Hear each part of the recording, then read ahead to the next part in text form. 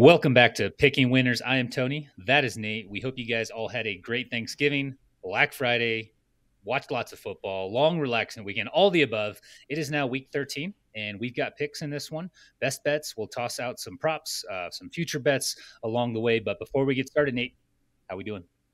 Doing good. We just got done watching Thursday night football, Yeah, banged a baby. bunch out of that. So we both had Dallas in that for this show, picking winners and trying to become profitable, just betting the money line for an entire NFL season. But I did play Seattle minus or plus 9.5. And then in our group text, I was talking to you guys because Dallas got the ball first. And they drove down the field or whatever like that, and you Yeah. know that when they drive down the field, they're going to score. If they score, the line's going to jump up because it's like, oh, they were at 9, now they're winning 3-0 or 7-0 or whatever like that. So I was like, hey, it's Mhm. going to jump, and it hit 13.5, and right away got dropped back down after they kicked as they were kicking a field goal, down to 8.5, and then back to 9.5, and we just kept betting it. Every time we get to double digits, just keep going and keep going. And, Seattle got the ball in the second half. Yeah. They're going to get more possessions than Dallas does because they get the ball first. They were going to score right before the half. So when Dallas scored right before the half, hit it again. And then in the second half, Dallas comes down, boom. And, or Seattle goes down, scores. And then you got Dallas getting the ball back. They go score. And then you're like, hey, you just keep hitting this double-digit Dallas to win thing, and before the book finally says, "Hey, we're going to stop doing that," and hanging it around 3.5 the whole rest of the game. Um, but Seattle really messed up in this game, and it was just they went up 26-20, right? Hmm. Or no, 27 to Was 20 is what they did. Went up 27-20. They're up 7, and they just kicked the extra point to go up 8. You never kick the extra point to go up 8 there. You go up 9. You try to go up 9 because if you miss it, you're down 7. The other team's probably not going to go for 2 to go up by 1 because the chances that they miss it, 50-50 shot of, 2-point conversions over the time of 2-point conversions in the NFL. If you miss it, you're down by 1. Go for 2. And it was like, it wasn't even a decision. Like, Gino's got his helmet off. I'm like, what are you doing? And then it ended up biting him in the butt because the decisions that Dallas made later in the game were based off the fact that they were tied or they were up 1. So they go hmm for 2 and now they're up 3, right? And if you go for 2 there and you're up, or it's a tie ball game when Dallas scores that last touchdown, when they go for 2, Dallas kicks the extra point and they're up 1 if you had made it. If you miss it, you're down 2 at that point, and then you end up down 3 again anyways, right? So what's the difference in what's going on? But you had a chance to have Dallas up 1. You go down, 4.5 minutes left. Go down, take your time. You need a field goal to win the ball game, but no, you need a field goal to tie. You want to win because you're on the road. You need a touchdown. You're pressing. You're calling plays that are trash, and you're letting Micah Parsons just run off the edge and hit you right in the face on a fourth down play. It makes no sense. Seattle lost that game because they didn't go for 2 in the third quarter when up 7. Terrible coaching. Yeah. I'm Yeah. We good had though. 7 or 8 I won. messages. 7 or 8 messages in our group chat about jump on this line, jump on that line. A lot of fun. It was a fun Yeah. Thursday night football game. Usually, those are kind of This one, pretty high scoring, lots of action throughout. I think like Seattle scored on their first 6 drives, Dallas something similar. So uh, Yep. definitely appreciate that. So let's do a quick recap of last week. We missed on the Lions and Vikings picks, so we took a bit of a hit there. I went 11-5, still positive 2.5 units. Nate, you went 10-6, still respectable, and we'll mark it as in the green. You were positive 0.03 units, so we are profitable there in 4 out of the last 5 weeks for both of us. That's the good news. The bad, our best bets from week 12, they both lost. I took Mm-hmm. Kansas City and Las Vegas at under at 44.5. Missed because, of course, it did. A Chiefs team that was 2-9 against the line. And this was one of the higher lines in the week. So that didn't hit. Anyways, yours, you took Detroit minus 7.5, and they lost. We talked in the week 12 preview show about Detroit not taking care of the football, getting in trouble with some of these teams that can score. That's exactly what happened. Any gripes there before we move on? Detroit stinks. I've said Detroit stinks all year long. They're a terrible Yeah. team.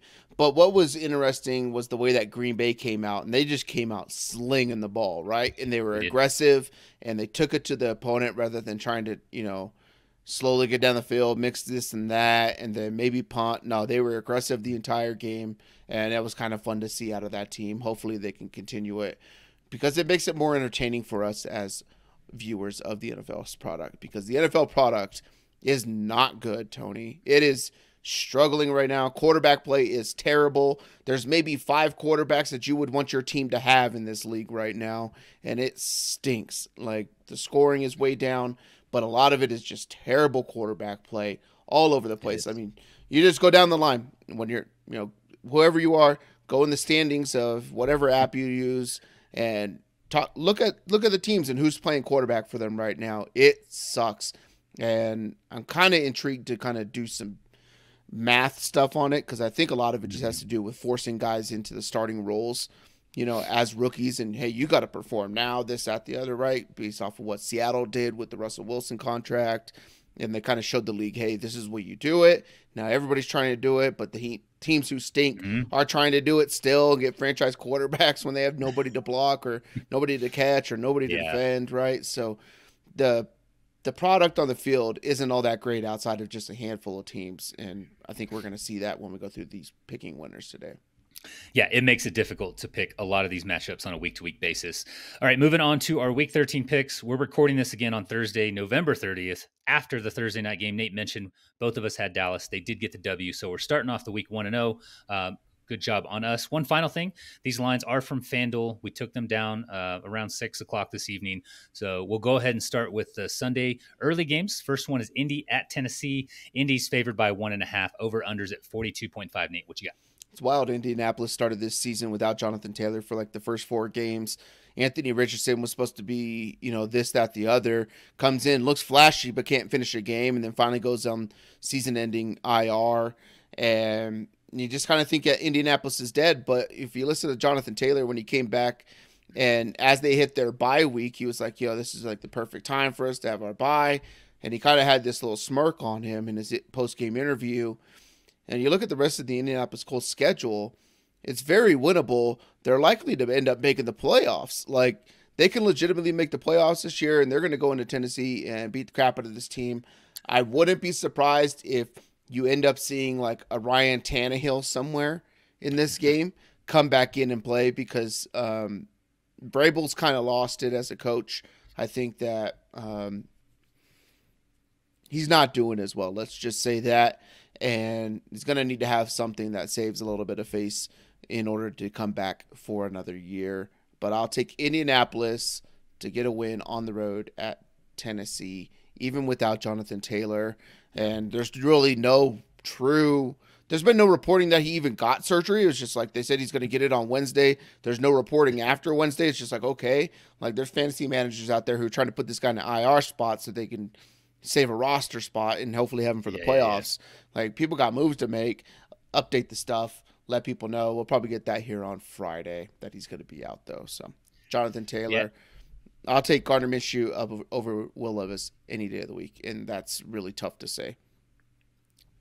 Yeah, especially after that start for Will Levis. But there would normally be some concern when a team loses their star running back. You mentioned Jonathan Taylor going down with that surgery, but the Colts have Zach Moss, who apparently is elite. I don't know when that happened.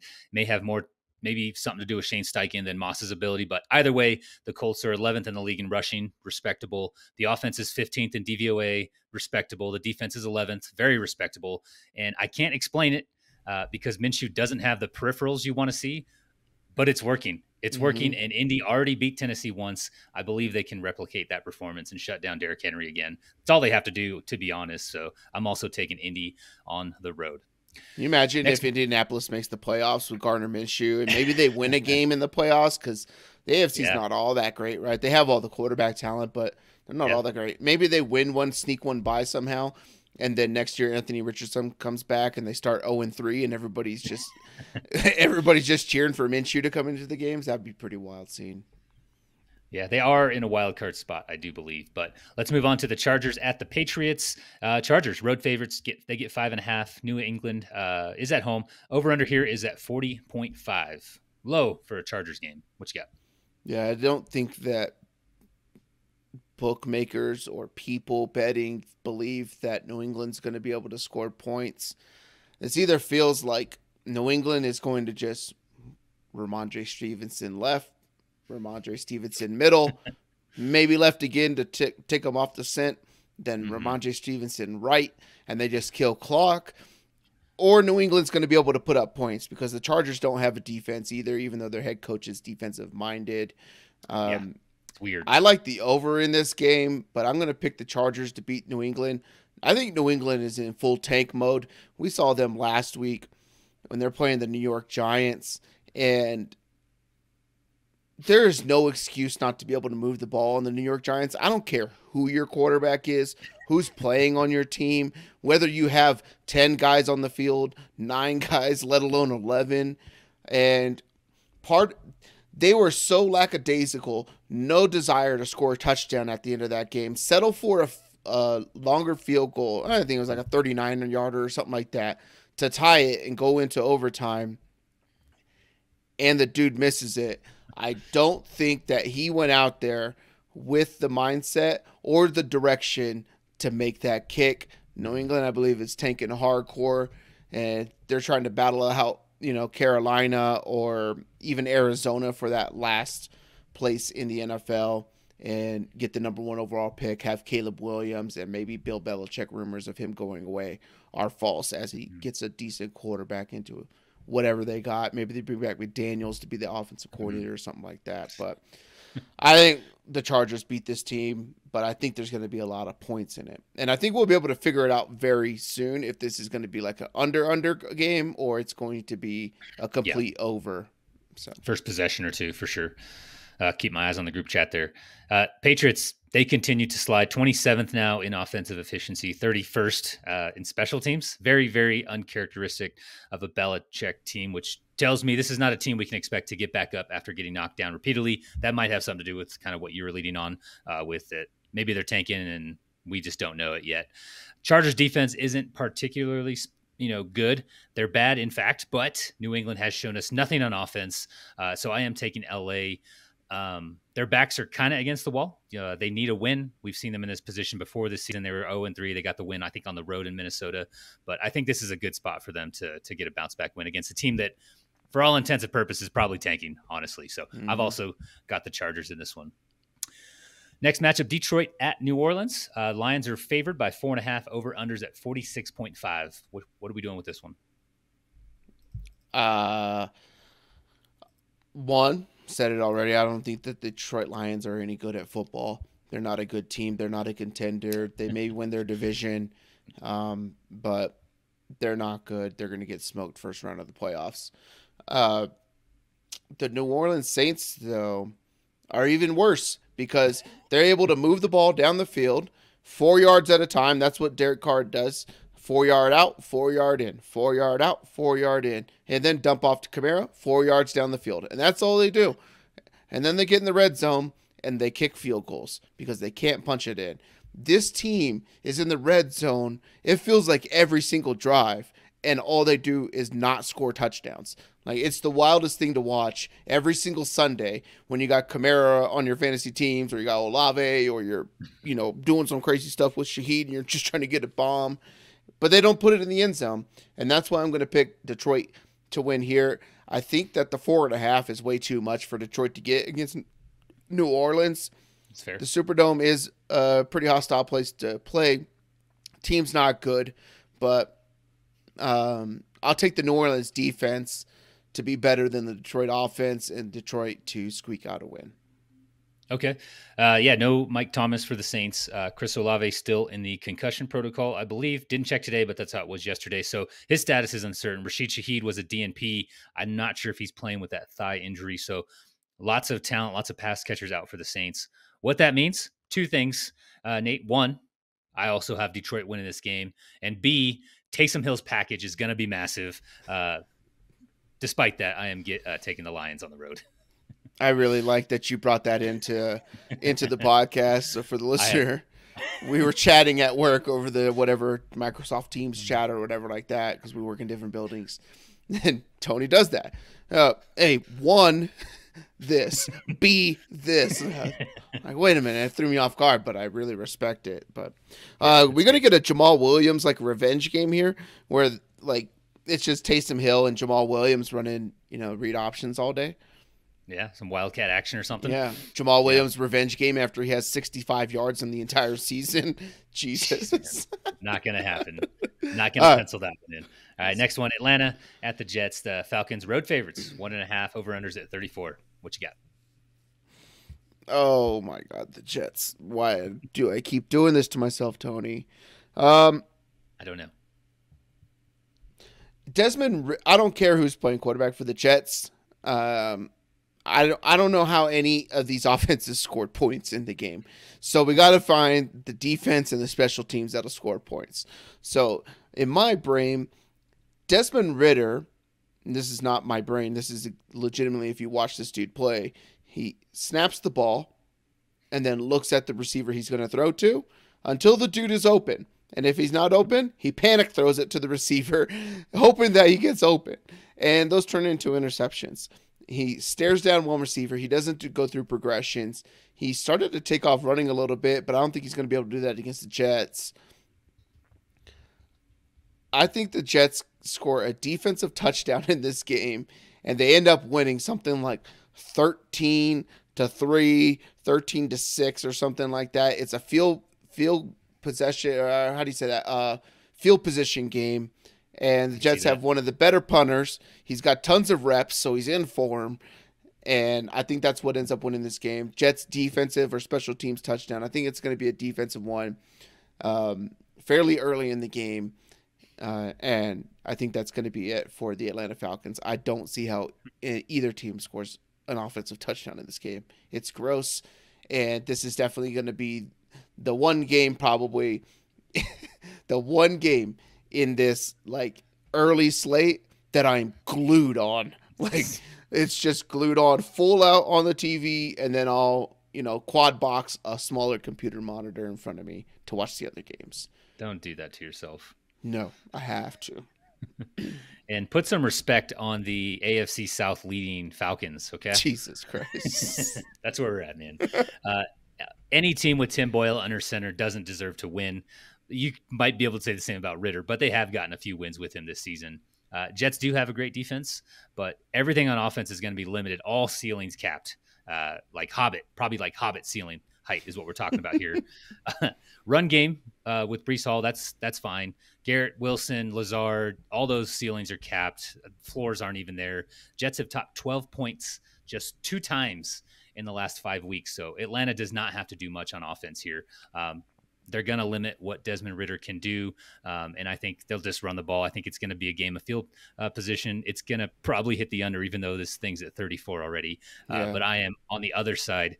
I'm taking Atlanta. Tim Boyle's so bad, man. He stinks. So bad. Mm-hmm. I'd feel better if Zach Wilson was playing. I'd probably take the Jets if he was, to be honest. That just made me so happy. Yeah. Moving on now, Arizona at Pittsburgh. What do we got here? Pittsburgh favored by 5.5 over under. Pretty low. It's at 41.5. What you got? What is that, producer? Oh, that apparently there's this thing where Mike Tomlin's never had a losing season as an NFL coach. Really? And he's never won Coach of the Year. Not sure if you know that, but they're pretty close to not having a losing season again, and the Arizona Cardinals are going to be part of that statistic. The Arizona Cardinals are going to end up getting smoked by the Pittsburgh Steelers. The Steelers have some life without Matt Canada.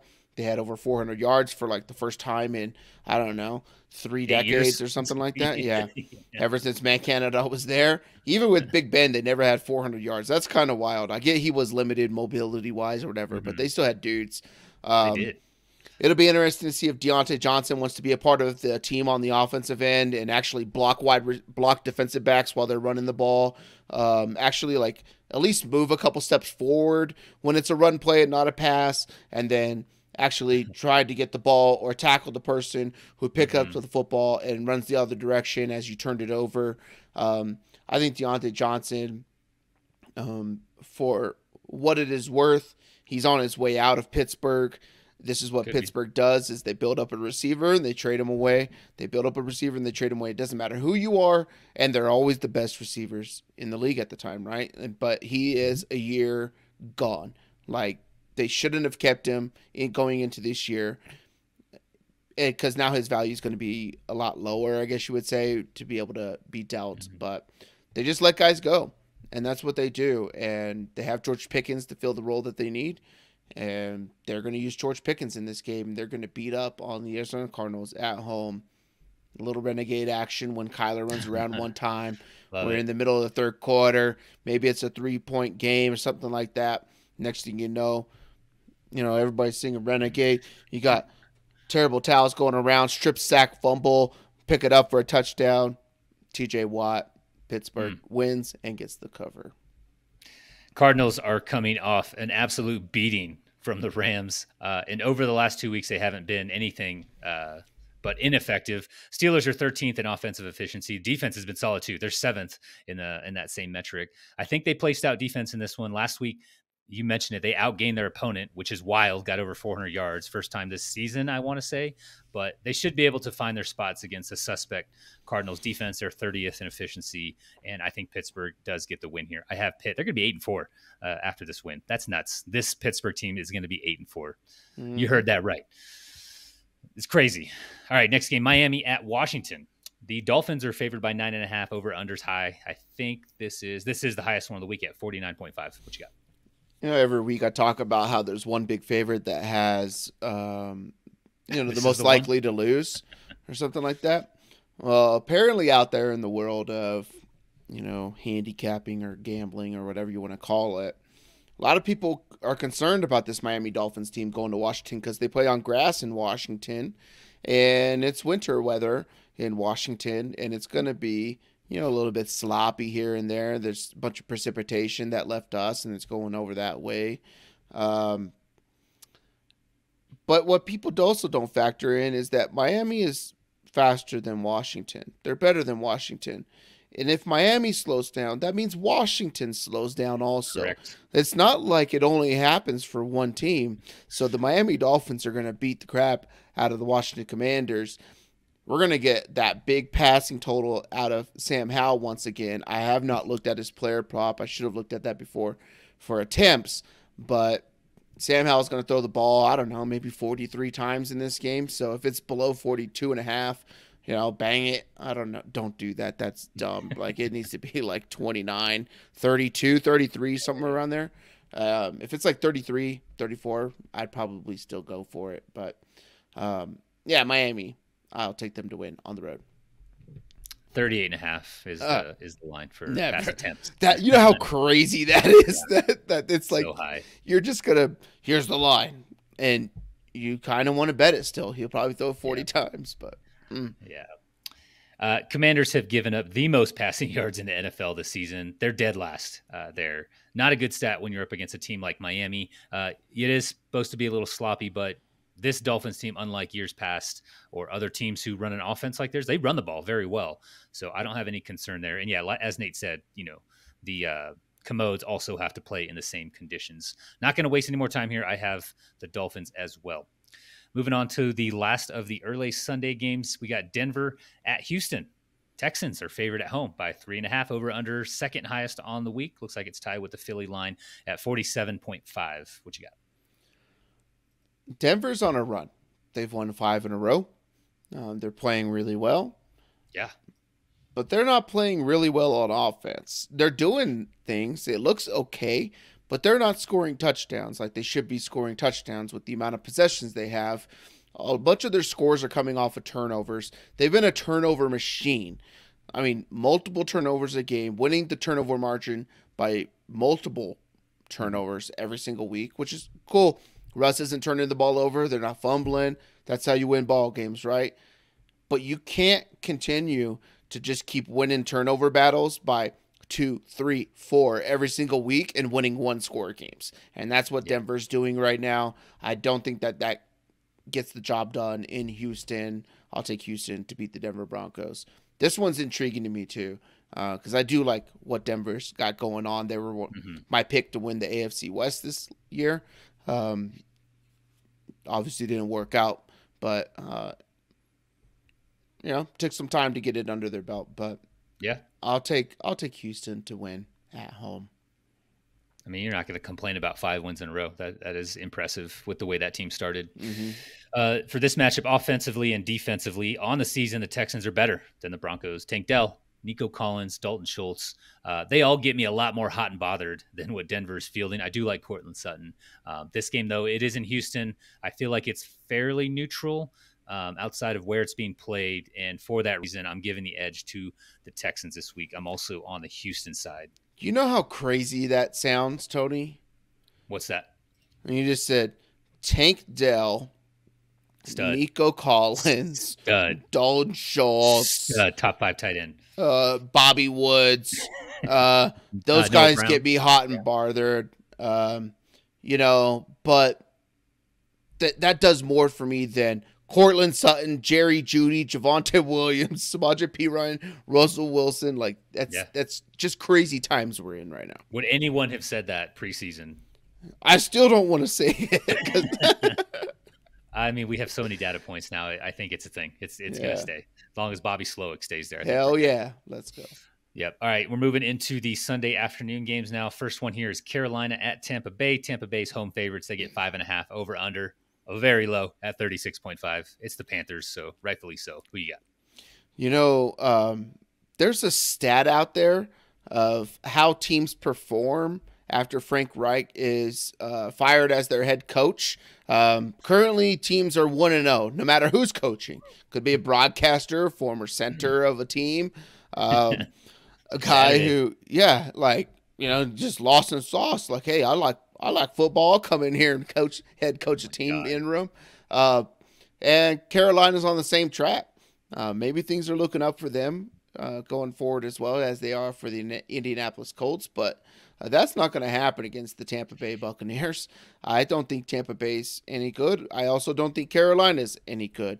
But I will take the passing attack of the Tampa Bay Buccaneers to be able to score more points or at least get them in field goal position enough to beat the Carolina Panthers while at home. The 5.5 is a lot of points for Tampa. Carolina's defense has been playing a little bit better. They're getting guys more back and healthy. Their offensive line's playing a little bit better. They're improving as a team, but they're not going to be able to improve when Mike Evans is mossing dudes, dunking on them, and doing whatever he wants to do. And then having to guard Rachaad White out of the backfield because he can't run the football. So Tampa. I desperately want to give the edge to Carolina for a lot of the things you said. They have that interim head coach bump. Pretty common thing with NFL teams. They just react when change happens. But I feel like this Panthers team with Bryce Young, it's just not good. They can't run. They can't pass. They're 30th and 29th, respectively, in offensive and defensive efficiency. So lots of data points. What they have, it's just not working. So the firing, probably just. I'm taking the Bucs here at home. Don't feel great about it. I would watch out for an interim head coach bump. Not feeling good about betting this one, but since we are picking all the matchups here, I'm taking the Tampa Bay Bucs in this one. Confidence level very low on that pick. The second of 3 afternoon games for Sunday is going to be Cleveland at the Rams. Rams are home favorites. They get 3.5 over unders at 39.5 because the Browns are fielding PJ Walker. I don't think DTR's is he? Oh, Joe Flacco. Joe Flacco. Holy so their fourth quarterback. But what you got for this one? Joe Flacco, the replacement. He was starred in the Replacements, right? That was him. The lineman or something flipped his truck, right? Is that right? Yeah, that's what it was. So I always mistake him for Keanu Reeves. So I guess it's like a common mistake out there in the world. I saw it on Reddit one day. Carolina, you got to see this team play in person, Tony. Were you impressed? Yeah. Were you impressed? I was impressed with how DTR managed the game. It was 12-14. Amari Cooper dropped a 2-point conversion. Should have tied it up before DTR got concussed. I thought they played good. The defense was stout, but I was not under the impression that it was a good football team that can win a playoff game. Yeah. I'll just say that. speaking of DTR, and I was hoping you would mention DTR because we had a attempts prop of 28.5 last week, and that last passing attempt where he got concussed was 29, and therefore we hit the over. Just to let you guys know, it's cold out there. I know you guys are at the game. It's cold. So cold. You're having to watch this stuff with a Browns fan. Maybe you're rooting for the Browns. But you know what? We want to bet. We want to bet, so it's all good to go. Myles Garrett.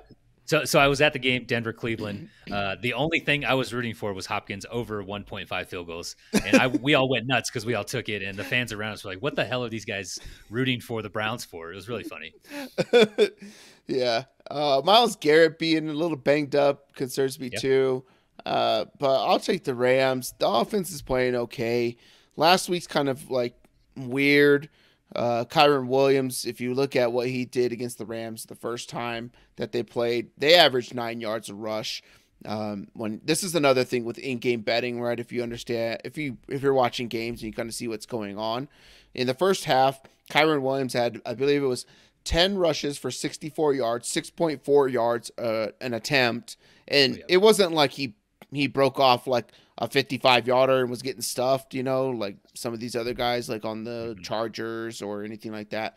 Like he was legitimately getting 5-6 yards a tote. And the in-game line at halftime was, will he go over 93 yards? So it's like, wait, this guy to get 29 more yards in this game when in the first time that they played, he was averaging damn near, I think it was like 9 yards a carry or whatever like that. And in this one, they've shown this is what they're going to do, and they're getting 6 yards a carry. And he comes out, first rush in the second half, breaks a 50-yarder, boom, cashed a bet. Like, just I don't know what's going on here. And I think that the running attack allows them to work more off that play action for them to stay more balanced. And they're going to need to stay balanced against this Cleveland defense. Cleveland just doesn't have an offense. And you got Joe Flacco. Like, this is how bad it is, guys. Like, we're watching Joe Flacco in the year 2023 of our Lord and Savior. Damn, it's birthday month, and we got to watch Joe Flacco sling footballs for the fucking Cleveland Browns. This is terrible. I hope the Rams wipe the floor with these guys. I don't think they will. It's a field goal game to me or whatever like that, because I think Cleveland plays a lot better defense than what you got out of Arizona last week. But I don't think Cleveland scores points. So, yeah, this just feeds into what you're saying at the top of the show about the product the NFL is putting out. Like, Joe Flacco is starting for an NFL team. Yeah, Joe Flacco. So I'm also taking the Rams here, not because of recency bias. We've talked a couple times about how they destroyed the Cardinals last week, but because DTR for the Browns, he's in concussion protocol. PJ Walker, not good enough to start over Joe Flacco, who knew. Amari Cooper, he was banged up in that Broncos game. Myles Garrett, Denzel Ward also carry injury designations into Week 13. Ward missed last week against Denver. They both logged DNPs in practice. Just tough to grind out wins when your offense is a net zero or worse on the week. The Rams don't need much to get a win here. Like, I'm thinking 2 touchdowns and a field goal, or a touchdown and 2 field goals. Probably less. Again, I'm taking LA in what's probably going to be a pretty low scoring game, because Cleveland still, even without those guys or with those guys banged up, it's still a pretty stout defense. Final game here in the afternoon slot, San Fran at Philly. San Francisco road favorites, 2.5 over unders at 47.5. Nate, what you got? Dude, this was so fun because before the Sunday night games last week, or before Monday night, right? When did Philly play Buffalo? It was Sunday Night Football? That was the Sunday night game, yeah. Sunday night game, right? So before Sunday Night Football, sat there and put it out because the Niners were 1.5 point dogs. So it's like, boom, teaser like, right? Here's some teams to tease or whatever like that. Boom, like it. I don't think it's more than a 1-score game, regardless of who wins. So taking the Niners at 7.5 is cool. You get over the 3 and over the 7. Nice. Directly after that game, wake up in the morning, San Francisco's a 1.5 point favorite. Boom, let's just take Philly, because the Niners probably ain't going to beat this team by two scores regardless, right? Like, we got a good middle here, I guess you would say. And now it's at 2.5. It's hit 3. It's juiced to 2.5. It'll probably hit 3 come Sunday, right before the game or whatever like that. The Niners are more talented They're a better put together team. They have the players, and they're buzzing. They are on a mission and everything like that. They're going into Philadelphia. Not good for the San Francisco 49ers. The Philadelphia Eagles have not looked good pretty much all year. It's like they're getting by with one-score games, having to come back in fourth quarters, finish games out in the second half. They look really ugly in first halves. There's something wrong there. They don't have chemistry. Jalen Hurts is obviously hurt, but it seems like when they need it, he puts it on, and it's like, all right, I got to run the ball, right? They start the game trying to protect him, run on all these bubble screens and little short stuff here and there, just trying to get the ball out of the hands so he doesn't get touched. And then the second half comes, and it's like, look, just run the ball and put the ball in this dude's hands. Like, let him just do his job. Like, they're going to run. He'll take a shot, and that's what it is. And they win ball games. It's in Philadelphia. My concern is coaching. I think that coaching and, like, mindset, I guess you would say, mental strength, I guess you would call it. The Niners I believe, are a mentally weak team. I think Philly is a mentally strong team. Philly knows how to win. The Niners do not. If you picked a coach to lead your team in a Super Bowl, you would want to pick the Philadelphia head coach and not the San Francisco head coach. Probably. You would rather have Sirianni in a game. I got to win. Sirianni or Shanahan. I'm taking Sirianni. All that take to be Shanahan said, in the first half and Sirianni in the second half. Is that also an option? that would be good. That'd be like one of those Neapolitan shakes at In-N-Out Burger or something like that. Ooh, I like it. It's tough. The Niners have the team. The Philadelphia has, like, the coach. What wins ball games? Coaching. I'm taking the Niners to win. I don't know why. I was on Philly. I've been on Philly this whole time for them to win this ball game, and it's all been because of coaching. I think that they are just a more mentally strong team. But then 5 p.m. comes around, and I'm going to plug in my pick, and I'm like, you know what? I think the Niners win this game, gets Philly to 10-2. Philly still wins the number one, or gets the number one overall seed in the NFC. And the Niners still have to go through Philadelphia in the playoffs, deeper into December, January. It'll be January by then. It's freezing cold. And then they get fucking smoked by this team. There's going to be penalties galore, like personal foul penalties before the game. There's going to be fights. Someone's getting ejected from this game. Maybe it's Trent Williams. I don't know. We'll see if they call all those penalties on the Philadelphia Eagles with their tackles leaving early or their center, bobbing and weaving before he ends up snapping the ball. Almost cost him a game. They had to kick a 59-yard field goal to tie it because of that, when they probably could have scored a touchdown or kicked a pretty simple field goal. I'll take the Niners to win.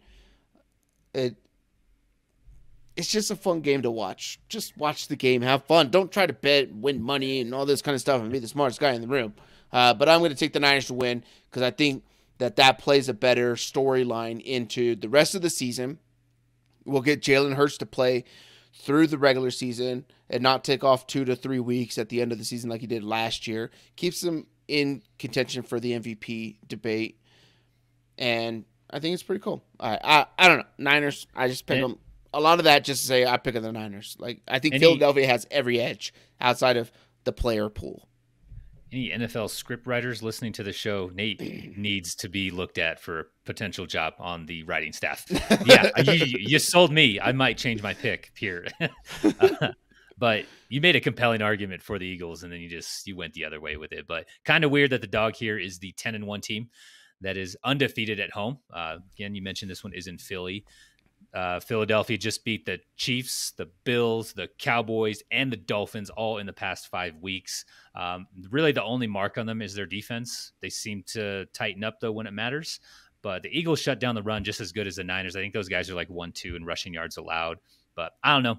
Just feels like it should be neutral, like at the very least, as far as betting-wise. Maybe we've taken it one way or the other. I didn't see where this thing opened up at, but I'm taking Philly. So there's another matchup. I think the second one we're on opposing ends of.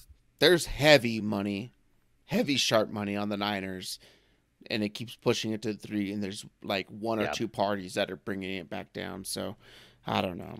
Fair. That's fair. Let's move into our primetime games now. The Sunday night game is Kansas City at Green Bay. The Chiefs are favored by 6 on the road. Over-unders at 42.5. What you got? I don't think Kansas City's all that great, but they're another team that just knows how to win. They came out sloppy against the Las Vegas Raiders last week. The kid liked it. She has Josh Jacobs on her fantasy team. She's 9 for those that don't know who that is. Mm-hmm. But then they just come back and they win ball games and they put fear into everybody. And it like Mahomes legitimately has that Tom Brady effect, or it's 40 seconds left and Aaron Rodgers has the ball at the 20-yard line and you got to go 80 yards and they need the touchdown because they're down 4, something like that. Mm-hmm. He just has it and they have it. And I don't think Green Bay has anything that can stop it. So I'm going to take Kansas City to win Sunday Night Football in Green Bay. I hope it's a close one, but I don't think it's going to be. Kansas City may be like the quietest, like real contender in the NFL right now. So it's dangerous when the defense plays good and the offense isn't with that team. So yeah, they're quietly a contender while they figure shit out on offense. It's pretty crazy, pretty scary. I'm not sure if Rashee Rice has arrived, quotation marks, but he did run a season high 68% of the routes last week, was targeted on 38% of those routes run, and got a season high 32% target share for Kansas City. He also got a season high target share on 3rd and 4th downs when it matters, scored a season high 25 PPR fantasy points, and finished as the wide receiver 3 on the week. You love all of that. If he has arrived as a viable option for the Chiefs and they're going to use him as such, and Kelsey continues to get healthier, he's been banged up all year, been dealing with Taylor Swift drama, etc. But the AFC should be scared if that is the case. With the defense, Kansas City's rolling out with Steve Spagnuolo calling the plays there. I know the Packers schooled the Lions last week throwing the ball, but it's 1 week, and Detroit was vulnerable through the air. I think we've talked about that in past episodes. The Chiefs are 3rd in passing yards allowed, so it's going to be a bit tougher on Jordan Love and those guys. So I'm taking the Chiefs, and I'll be watching the utilization on Rashee Rice after this one. Hopefully he's on the field just as much or more as he was last week. I think he's definitely trending up for me. Final game for us, the Monday night game, Cincinnati at Jacksonville. Jaguars are favored by 8.5 at home, over-unders at 38.5. What you got for a final game here? Dude, here's this list of all the reasons why Cincinnati has a legit shot to win this game. All right, I'm picking Jacksonville. Good job.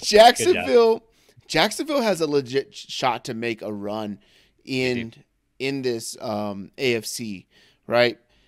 One, the offense is playing pretty well, but they're kind of holding back what they're doing, which is kind of randomly weird. I don't understand it all that much.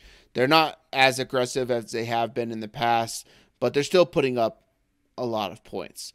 The defense has been suspect, and then they're good, and then they're suspect again. I think that's one of those like key things to like a team. When you look at teams that have a legitimate shot to win a Super Bowl, coaches are usually offensive coaches. The offense usually has things going on, and they continue to get better, and then the defense comes along near the end. It's the same thing in the men's college basketball tournament bracket, right? It's like you look all these years that prior to the last, like, say 4, 5, like Duke had really good defensive teams. Virginia, granted they won one with this type of team, but they had really good defensive teams. All these teams that are out there that have really good defenses, but they need the offense to carry them and put up points and then come along near the end of the year. I think that it's better to have the defense come along at the end of the year. Mm-hmm. Jacksonville's kind of like that prime example of a team. So interested to see what they do. Monday Night Football, it should not be close. I hope, like, if they could come out and win by 24, 28 points Monday Night Football, just put on a complete show or something like that, they're going to be a team to watch out for when you're talking about, like, the Baltimore Ravens without Mark Andrews. How much does that really, mean to them, and the struggles on the offense in Kansas City? So I'll take Jacksonville to win it, though. Yeah, it sucks, man. It's come to this for the Bengals. Kind of a wasted season for Burrow, Mixon, Chase Higgins, all of the above. To win this game, their best bet's probably on the ground with Mixon, but the Jaguars have given up the fourth fewest rushing yards, and they're not going to be scared of Jake Browning. So good luck with potentially an extra safety in the box. I'm going to take the Jaguars in this one. Not really much else to say. On the week for us to get to 1 unit of profit for each correctly picked game. That's kind of what we've been doing all season. Nate's talked about betting money lines here. It's been difficult to try and get profitable. We're working on it. I have to wager 33.1 units. Nate's a little higher at 33.3 units. Moving on now to best bets. Please help us this week, Nate. We're getting crushed. Yeah. What do you got for week 13? So talked about the New York Jets earlier. So the New York Jets and the Carolina Panthers, I think that both of those, I think the Jets win for 1. And then the Carolina Panthers, I think 5.5 is too much.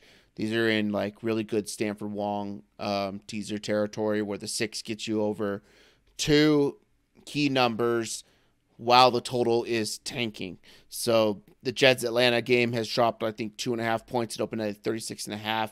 It's going lower, and you're going to get a bigger spread now, right? With less points, total points in the game, and now your margin, every point matters so much. So if you're taking 7.5 with the Jets, as the total comes down, that 7.5 is worth way more, right? And then Carolina also with the 5.5. I think this was at 38.5 when it opened, and it's tanking. It'll probably get closer to 35, maybe 34.5 by game time, given some weather or something like that potentially. Mm-hmm. So I'll take Carolina up past the 7 and the 10 over to 11.5. I don't think that they lose by 2 touchdowns to Tampa Bay. Tampa Bay doesn't beat anybody by 2 touchdowns, even with Carolina on the road, but you're going to give 11.5 points at 36.5 points total or something like that. That's 24 to 13 or something like that, right? Like 24 to 12. I don't think that they put up 24 points on this team, so I'll take both of those in a teaser. New York Jets plus 7.5, Carolina plus 11.5, minus 120 on a book that we won't mention, but you can get minus 120 out there. Minus 120 out there. We're definitely not talking about ESPN Bet either. That's one of the fucking worst platforms. So Kendall is all about that, man. They're legitimately robbing people. They're robbing people with what they're doing. It's insane, the things that they're doing in their sports book. Yeah, shop around. Check out multiple apps. I like Pat Fryermuth's receiving line against the Cardinals. It's set at 28.5, and sans Matt Canada, the Steelers weren't afraid of the middle of the field. Talked about how many yards they passed for, that they finally outgained an opponent and kind of, I'm not going to say unleashed. Maybe they gave the leash some slack for that offense, if I can use that metaphor. Arizona shouldn't offer much resistance in this matchup, and Fryermuth did have 11 targets last week for $120. I think 29 yards is doable. You can get that for minus 114 on FanDuel. So nice. Check that one out. So I did also have one look-ahead bet I wanted to throw out there into the ether, Nate. Let me know what you think. This one is for the Denver Broncos to make the playoffs. It's plus 146 on FanDuel as of the recording of my notes here. And my argument, they have won 5 straight. I know they got a tough matchup this weekend. But for the rest of the season, they get the Chargers twice. I like that. Detroit, I like that with that defense. New England, you love that. They're tanking. And then the Raiders. I would pencil them in probably to win at least 4 of those games, maybe even 5, putting them around 10 wins. I think that's plenty to get in the show. Also in the AFC right now, we've kind of mentioned it, but the Steelers, Browns, and Colts are in the wild card slots. So I can 1,000% see one, probably 2 of those teams not being there at the end of the season. And the Broncos, they're only 1 game back of the Steelers as it stands for that top wild card spot. So again, plus 146 on FanDuel. I like it. I did bet it. You do you, but what do you think? I think that I think you said plus 145, 146, but yeah, in there. 146. Yeah, you can, but I think that in order to do that, they'd have to beat Houston this week, because Indianapolis has such a cake schedule going forward. Yeah. And you can expect Houston to win some ball games potentially in their own division. Cleveland will drop out. Maybe, Cleveland's gone. Maybe Pittsburgh drops out. I doubt that Pittsburgh drops out though, but they do have to play in division games to end their season. But without with Jake Browning, and then with whatever Cleveland's got is terrible. Buffalo, though, is a legit wagon. Like, Buffalo is, if they could just stop somebody from scoring 30 points on them, like, they put up tons of points. They have the offense to do it. They should have beat Philadelphia. I think they have a shot to make the playoffs as well. But I think that if you like Denver, rather than holding a ticket out there for that long, I would just bet them money line to beat Houston, because I think that they have to beat Houston to do it, and you're getting the same odds, right? 146. Maybe it goes up. You get to 150s, 160s or something like that, and that number is going to be a lot better for you. And effectively, it's betting kind of the same thing. So you don't have to hold your money out there, wait for something else to happen. Russ gets hurt, Sean Payton, whatever, crashes a golf cart, slipping on ice, and then passes away, and then the team's tanked. What? I don't know. Look, crazy stuff can happen here, man. Like, he's never lived here. So the roads are wild. But I would just bet them to beat Houston this week is what I would do. I can see them losing to Houston and still making it in one of those final two spots. I think Pittsburgh has one locked up. My problem is I wouldn't want to have to wait on them to defend. You like to have that money to move around. But to beat the Chargers twice, right? The Chargers could put up points. So, and then one bad day out of that Denver offense. That's the ones that scare me. So it's like I would rather just bet this one right here. So. All right. Closing thoughts before we wrap, before we get out of here. No, good luck. Don't bet money that you don't have, that you can't afford to lose, that you can't afford to just light on a table, put it in a table and light it on fire and it not affect your life. Pay your debts and be financially responsible. Don't use the ESPN bet. They literally rob you. They literally void full tickets if you have parlays or teasers and one leg doesn't hit. Or not one leg doesn't hit, one leg pushes. So if you have a push in a parlay, you can have a 10-leg parlay. It pushes, the entire ticket pushes, and it's in their rules and stuff like that. It's fucking robbery. It's terrible. And they're getting blasted for it on the internet. So, and they don't offer competitive pricing, and they're juicing the shit out of everything because people are going to go bet it because it's on ESPN. And you're watching ESPN, and they say, hey, this line I like. Anytime that the book is telling you to bet something or here's a promo, don't do it. It's all bozo bullshit. So don't use that book, but until they fix all their stuff. But good luck to you this weekend. Let's win. Let's get in the plus again, Tony. We got to get over the plus for the whole season. We got 4 more weeks. So. We're chipping away at it, man. Yeah. All right. Thank you guys for hanging out with us for a bit. If you haven't hit the subscribe button already, please help us out there. We will return next week with Nate's recap, and then we'll have hit the like button too, and then we'll have another Pickin Winners spot. So until then, again, good luck with your fantasy and sports betting endeavors, and we'll talk to you soon. Love you. Bye. Love you. Bye.